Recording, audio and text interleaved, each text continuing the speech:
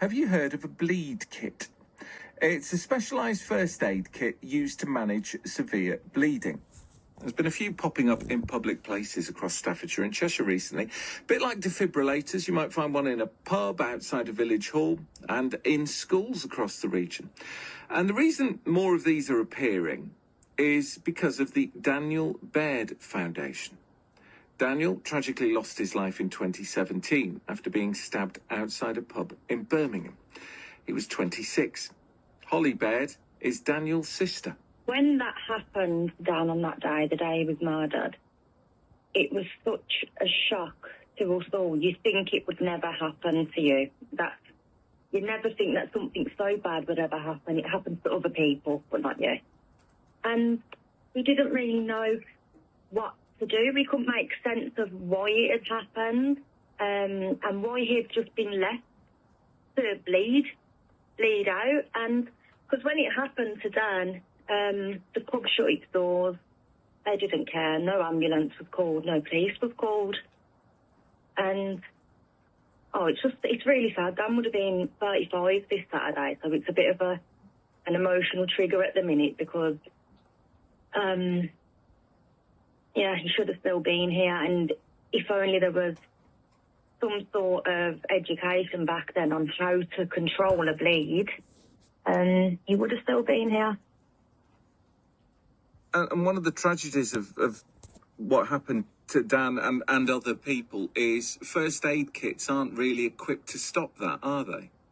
No, absolutely not. A first aid kit is best if you have a scrape on your knee or something like that. A bleed control kit is for a catastrophic bleed. So any catastrophic bleed, the bleed control kit will stem the blood loss if used correctly.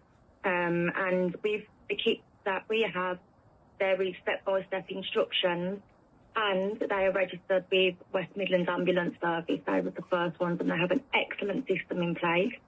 And they will direct you to the nearest bleed control kit, whether that be on a premises or in a 24-hour bleed control kit cabinet. And they will direct you and tell you exactly what to do. One was only used on Monday, just gone. There was a hedge trimming accident.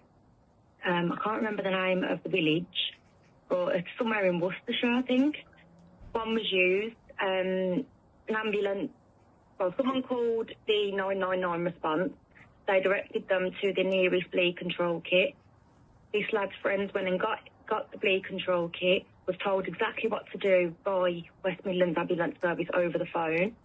They used all the necessary equipment, and that was it. He was took to hospital after that, because you can never guarantee how long an ambulance is going to take to arrive. And when it's a catastrophic bleed, you have between 3 and 5 minutes before too much blood has gone.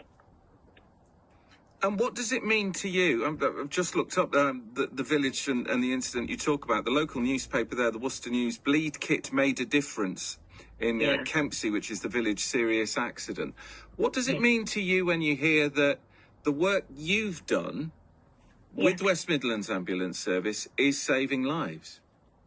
Oh, it's absolutely amazing. When my mum told me about that incident the other day, I was having a really rubbish day, if I'm going to be honest with you. And when she told me about that, it just brought me back down to earth.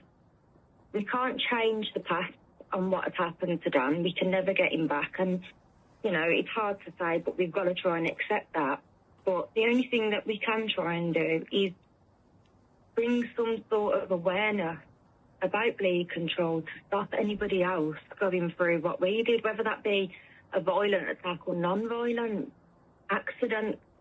And it has. And, the amount of lives have been saved because the bleed control kit or cabinet was there is amazing. It's amazing, and it's made history, and it stands legacy.